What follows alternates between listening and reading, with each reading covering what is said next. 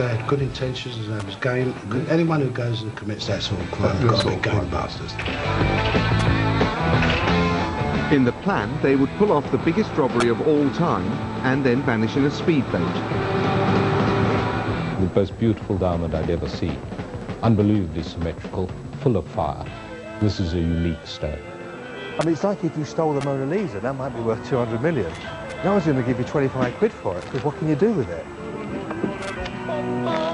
Too many people's involved here. Some of that to be nicked. Some of that had to get nicked. If these crooks are still going to come, then they are the dumbest bunch I've ever come across, and I'm going to tell the police to get stuffed with this. But they did come, straight into a police ambush. The flying squad got its best result for years. Surely you're never going to crash through. I heard over the radio, attack, attack, attack, attack. At that moment, I thought, my God, he's probably going to drive straight into the boat.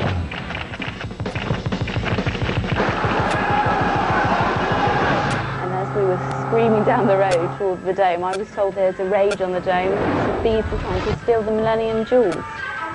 I'm sitting in the boardroom and I'm about to be made to feel the biggest prat of all time. They sent a message to get me out, and I didn't believe it.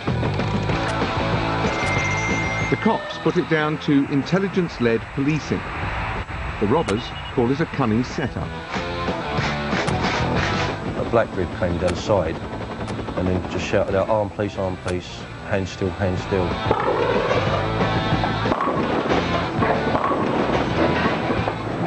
Using police surveillance video and our own reconstructions.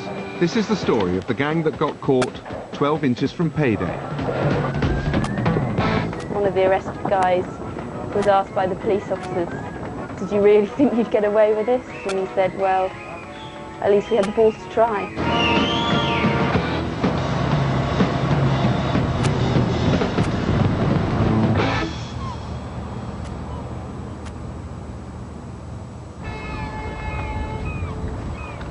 The gang that raided the dome were highly skilled and well disciplined. Police believe they'd got away with a series of armed robberies without leaving a trace. Well, this goes back to about 1996, well, August of 96. There was an armed robbery in Barking in Essex on an industrial estate there. An Arctic lorry is pulled across that blocks the whole estate where this security depot was housed off. And about 9 robbers held up a security depot at gunpoint, took the driver hostage, held him at gunpoint, and stole about £3 million, wheeled it away in wheelie bins and loaded up their lorries.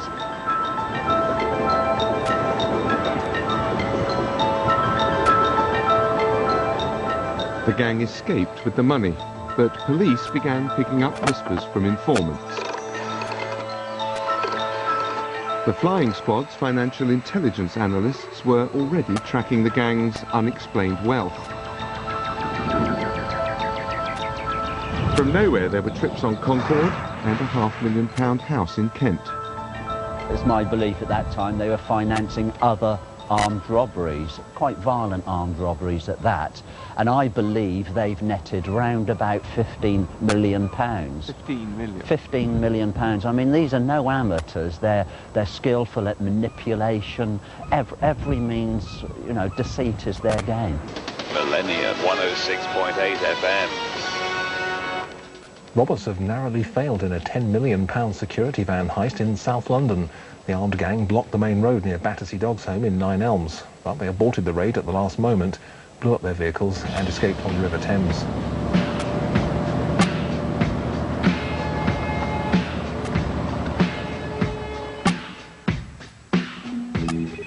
The year 2000 brought the gang's winning streak to an end. An armed raid on a Securicor van carrying millions had to be abandoned. This time they'd sealed off the area with 2 articulated lorries a half-mile apart. This is where it actually happened. We had the van had been blocked off at this junction here. Security van was here? Security van was parked here. It was blocked off by a BMW saloon that was parked here. Just pulling across in front, the security van could go nowhere. The occupants got out, holding guns at the driver and the passenger inside the security van. At the same time, there was a white Ford Transit van, one of the larger ones, parked right at the bottom of this road, and about half a dozen men jumped from the back of that.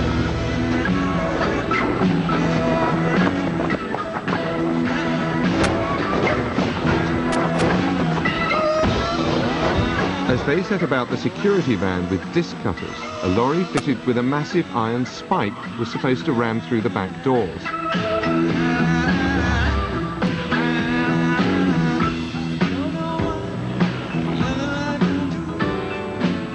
When things went wrong, the gang torched their vehicles and fled to a boat on the Thames. They didn't get the money this time, but once more, they didn't get caught.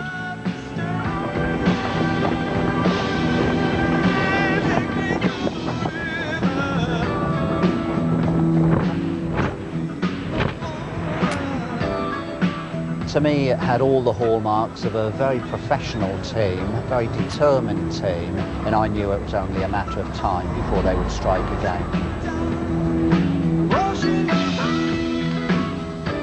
Among Gangland's chattering classes, the bravado of the raid won admirers. It came from an era where men robbed with a 6-gun, rather than a fountain pen or a modem and mouse. The robber of the 70s and the early 80s is gone now. We're talking about different crimes now, called computer crime. You know, you haven't got the vast amounts of money being moved about, unless you've got a one-off, you know, which I'm right to say that, Fred, I think. I mean, so now you've got two different types of criminal. You've got the white-collar criminal, which means what it says, and you've got the robber. The robber's got nowhere left to go now.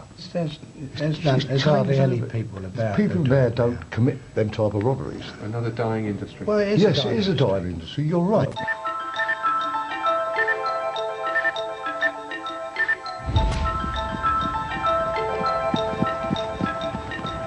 While the flying squad tried to identify the 9 Elms gang, Kent police had taken an interest in 2 farms near Tunbridge Wells, owned by an extended family of traders and horse breeders, the Wenhams. A surveillance operation was gathering evidence of stolen vehicles. We're looking to see who was visiting there, what they were doing, what vehicles were there, and trying to build up a general picture of the activity around that premises. And do you think those premises were connected with criminal activity of what kind? Well, we think certainly that there was some involvement in car crime and other types of activity. There were some patterns emerging, and what we're trying to do is establish what the patterns were and what they're actually associated with.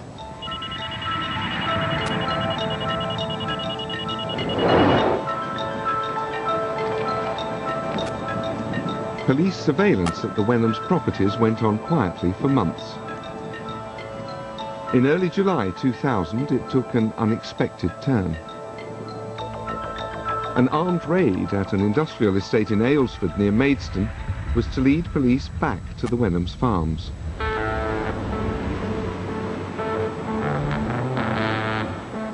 Detective Sergeant Ian Dampier didn't know it, but the raid was a replica of the failed attack in 9 Elms earlier in the year. Shortly before 7:30 on that Friday morning, Securicor van has left the depot, travelled along Beddoe Way towards Forstall Road in Aylesford.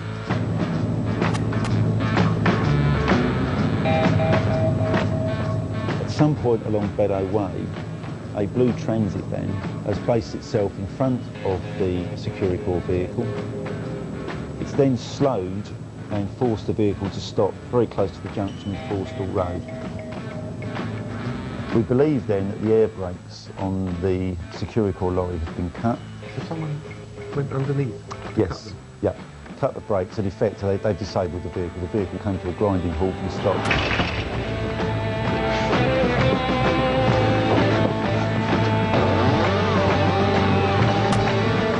They decided initially that they would try and cut the tailgate from the vehicle using the disc cutters.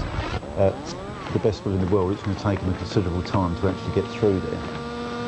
They also placed some magnetic devices onto the Securicor vehicle itself to give the appearance that these are actually explosives. can probably just make out the word steak and kidney. They're actually Fray Bentos steak and kidney pie tins. A spiked lorry, like the one at Nine Elms, rammed into the back of the van. This is the ramming vehicle that was used at the Aylesford robbery on the 7th of July. As you can see, it's been stripped down so the forensic teams could look at it. This is the spike. That's the spike. Come on. Cool.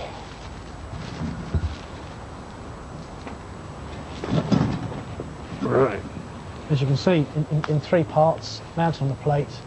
Of course, then it was covered in grease, and you can see how ideal it is to be covered with a traffic cone, about the same size as a large motorway traffic cone, in 3 parts. And what's all this is filled with concrete? Filled with what is probably ready mix. To give it weight, presumably. Yeah, filled with ready mix to give it some ballast. Underneath, the springs were chopped up. So what you've got is something that actually isn't very good for driving, but it's great for ramming. Very solid, very heavy. And then what were they going to do once they've got the hole in the security van? What you've got here is a rather large metal pole attached to what looks like an anchor chain. Extremely heavy. Right. And they drive the lorry forward, hopefully ripping off the back doors and accessing the cash. Right. 2 shots were fired, though no one was injured. When traffic police came round the corner, the robbers fled to their van. One of them shouted, "Where's the bloody river?"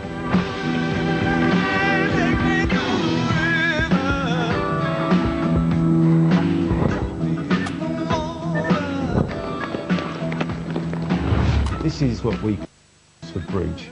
There's a public car park just prior to the bridge. Yep. The blue transit van was seen to drive through that car park and then actually up a grass bank which leads down to the River Medway.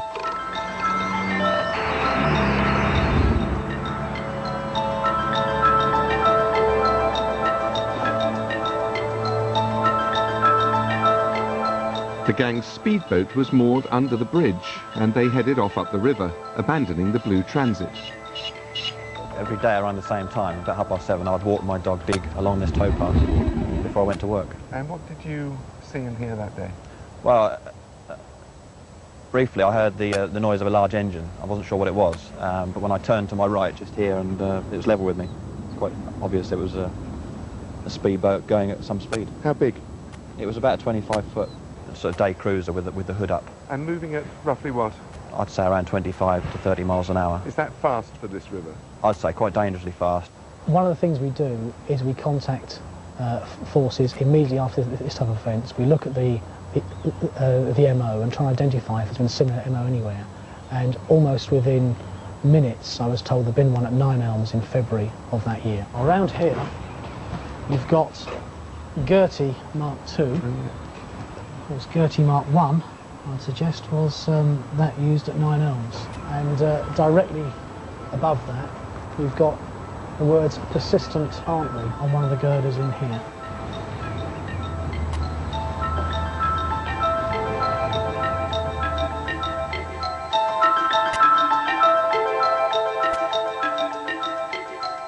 Kent Police and the Met had to work together, pursuing what looked like the same gang.